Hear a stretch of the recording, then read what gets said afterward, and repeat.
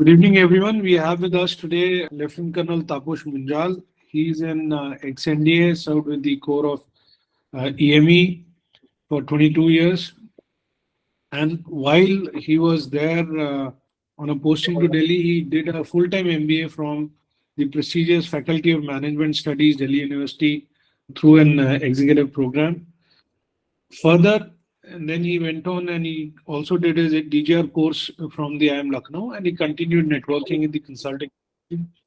As of today, he works with KPMG, which is another very prestigious firm. It's one of the big four consulting firms, and he's an associate director there, heading the portfolio for aerospace and defense, wherein he advises clients who are defense PSUs oblique private sector players in the defense companies.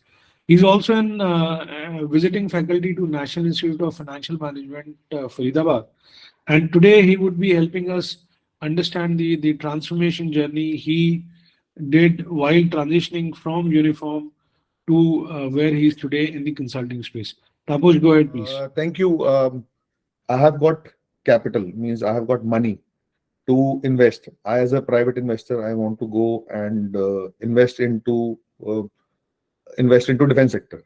But I don't know anything about aerospace and defense. So what do?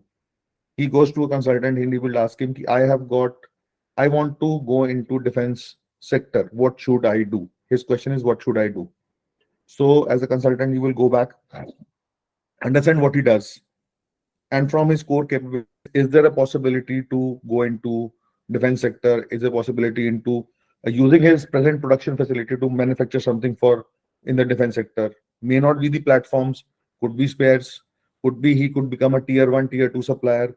It could be on propellants, it could be on material, it could be on protective equipment. Can he do that?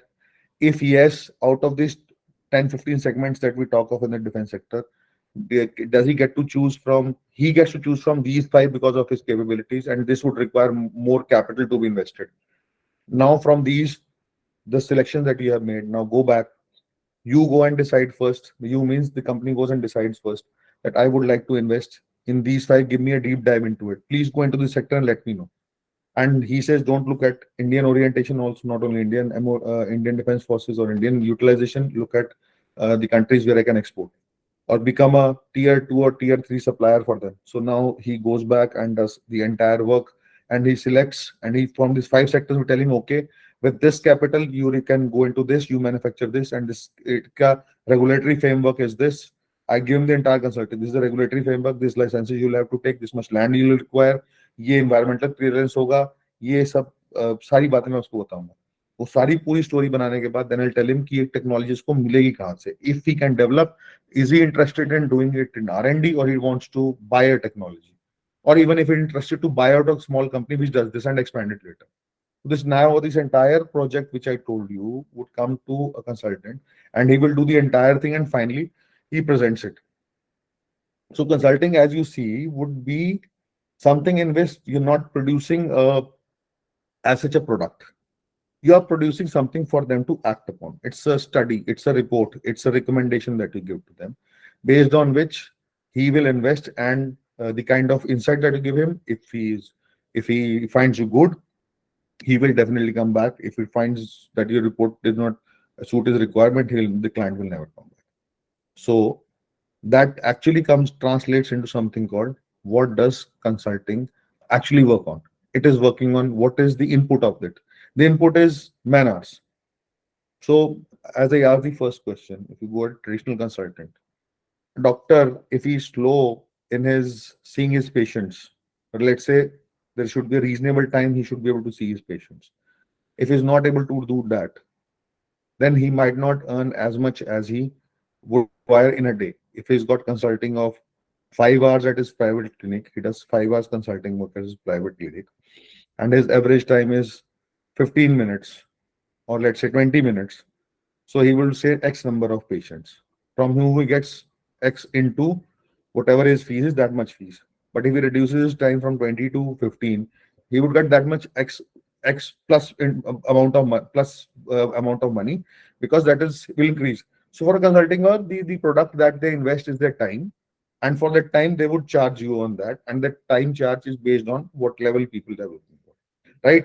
Now moving on from the big fours, when we go on to the IT consulting, we have got the TCS and Wipros and Infosys and Tech Mahindra of the world, and now we have seen a small more ingress into this sector with a few more companies coming up, which are bigger ones. I'm talking of BDO, Grant Thornton, Accenture, Genpact. They are also getting into the consulting, right? uh, we'll take a short break before we go to the next session. I am just seeing if there would be any questions in the meantime that would have come. No. Anybody who Taposh, has. questions are disabled for the timing. We'll take them. Right. Okay. I was just looking at the chat. I was just looking at that, so I stopped sharing. And let me go back to the presentation. Yeah. So these are the career 2.0 for the defense officers in consulting. These were a plethora of questions which were given to me or suggested to me by Vipul also. I also felt they were very important, a very comprehensive list. I'll read it out and give out your answers. So consulting opportunities available for armed forces looking for transition into private sector. Yes, if you have been in a particular sector where a particular appointment which your core responsibility aligns with that, like cyber security totally aligns with outside. We have got very strict IT protocols, cyber security, forensics. So this is the same role which you are looking at. I have a classmate of mine. Also, he was also we were together in the army, and now both of us are in KPMG. Also, he joined the forensics teams in KPMG, right? So I'm here. I will talk of only the consulting roles. I'll talk only consulting roles. I'll not talk of, or let's say, talent acquisition or HR or administrative appointment that would come up. There are which are like across the sector. So I'm talking only of of the consulting. Then function roles within the consulting firm, particularly suitable for transitioning armed forces, are also similar. Whatever you have done, I'll say again, 20 years, 15 years, 15 years, 20 years, 30 years that we spent our time in the organization has given us tremendous experience. And at this point of time, it is slightly, no, it is not advisable that you try to change your functional role totally altogether. Let's give an example. We have a sapper officer here who has handled a few projects in infrastructure, and or he has been at border roads organization, right? So once he comes outside, if he does consulting in the infrastructure, if he does his work in the with MORTH projects, or he works with a private, he is only part of the infrastructure consulting team. So it is much better for him rather than he thinking that I will do financial consulting, or I will do defense some equipment consulting, or I'll do health sector consulting. So that is totally not related to what he has been doing. So you'll find yourself a bit lagged now. Choose your field in consulting based on what you already have done, right? Quality and skill does consulting actively seek when hiring transitioning armed forces officers. If you're going to defense consulting, aerospace defense consulting, no, you should have definitely have be able to speak about the procurement challenges, procurement issues, technology that armed forces are looking for, how to scout from that, what are the procedures. But yes, definitely one thing that always helps is a basic understanding of the finance, basic understanding of supply chain management, operations, which will help you to give a story around how he would, if it comes to you should be able to say, if I have these skills, this is what I have learned in 20 years, but this is now I put it into a MBA template and I am going to tell you what you're going to do, right? So next, what challenge do armed forces commonly face when transitioning to the consulting industry? Yes, the challenges would be that I want to go into a different consulting experience, which may or may not be related to may or may not be related to my field. So definitely that's a challenge. Not understanding the finances, and I'll not say behavioral issues, but sometimes adaptability becomes a challenge, right? Specific resources support mechanism to overcoming transition related to these obstacles. No, I did not have lucky for me that I was able to move immediately from Fauji career to the consulting career. But yes, once you talk of specific courses, I again would say during all these talks that we talk of, is transition is not a 1 year or 6 months dream that you think of. If you think that I want to transition, I want to move from a career which is well settled to a new career which would be in metros all the time, you don't have that security on your head, then it requires a lot of deliberation, lot of due diligence, lot of the deep diving to understand what your capabilities are. As I told, you can't get into finance. No, you can't. A doctor gets into health and social security service, yes. A cyber officer trying to get into infrastructure consulting, yes. So I know definitely there will be questions on what do I do? I am a GD infantry officer, or I have been an RT officer, I am an armed officer. Does not happen that way. There are your capabilities which people are looking for. I'll give you a specific example once we come to the questions here. Are there specific industry or sector where transition may find consulting opportunities more aligned with their background? Yes, I told you, health sector always would go to the doctors and people who have been part of such organizations.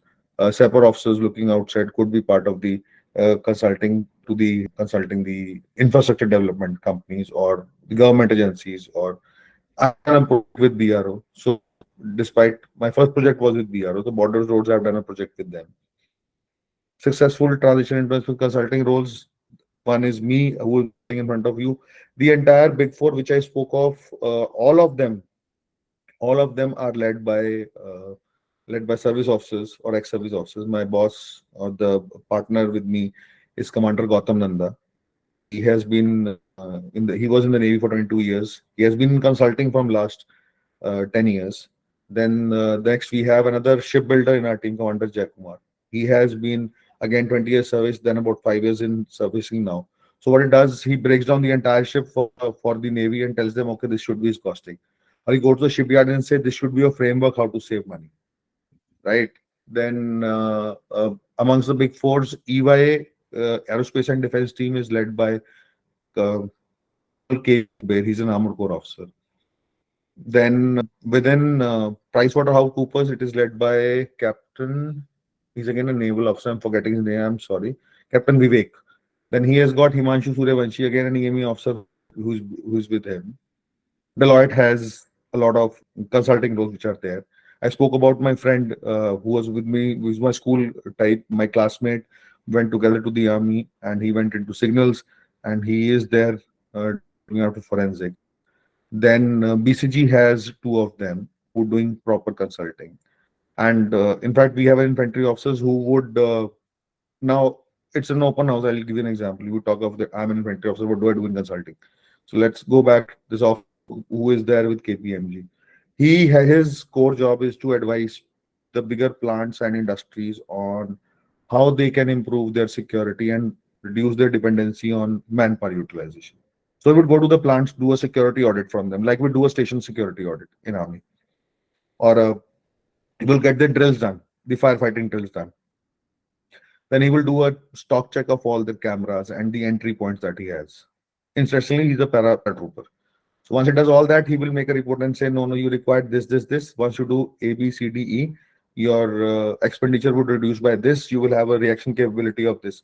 Now, these are core specific work in consulting. So people who thought of we can't do it, this is what the Fauji's can actually do. And he has his clients include all the big plants which are located across Gujarat and Maharashtra. So you know the kind of all the Adanis and Reliance of the world are there, right? Can you share success stories of how successfully transition? I just did that. Forum or initiatives to connect with veterans with the organization of the industry. My point is the biggest is your own network, your own people who have been there and who have been part of your group. Uh, Vipul organizes such events that we have. We all have our WhatsApp groups. We all have our WhatsApp groups of people who have moved out. Our corporates are there. They are your biggest forums who can get into an industry and actually guide you well. We get requests from service officers to join on the LinkedIn network. Happy to join. Happy to advise. Happy to take care. Are there practices in place to enhance support private transition process from the organization point? No.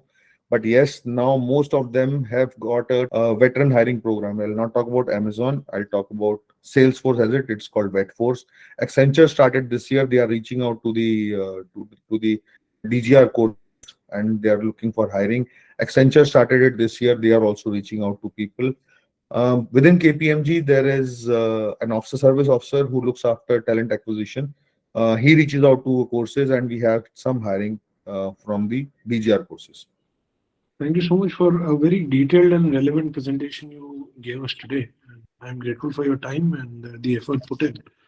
All the audience, they already have LinkedIn ID for Taposh. You can reach out to him, connect with them, and seek one-on-one mentoring. Thank you so much, Taposh.